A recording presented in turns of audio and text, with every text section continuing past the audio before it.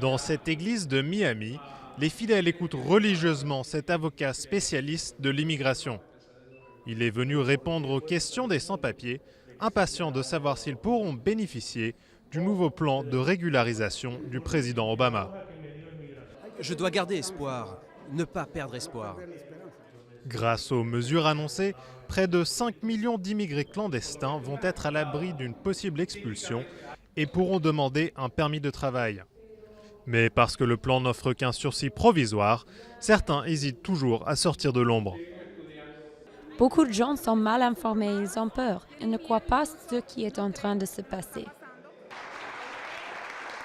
Une peur entretenue par les conservateurs qui ont affiché leur colère contre l'initiative du président. Maintenant que le Parti républicain contrôle les deux chambres du Congrès, une réforme plus étendue du système d'immigration semble peu probable.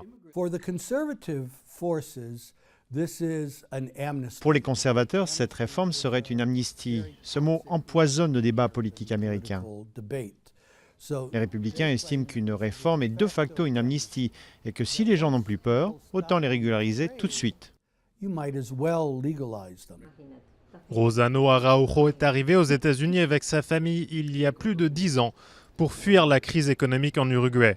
Elle fait partie de ceux qui ne bénéficient pas des premières mesures annoncées par Obama, car son fils n'a pas la nationalité américaine et ne possède pas de titre de séjour permanent. Vous êtes en colère parfois parce que certains ne le méritent pas. Ils n'ont jamais rien fait. Et vous dites, il y a tant d'années que je suis dans ce domaine, dans cette lutte. Je le mérite, non ?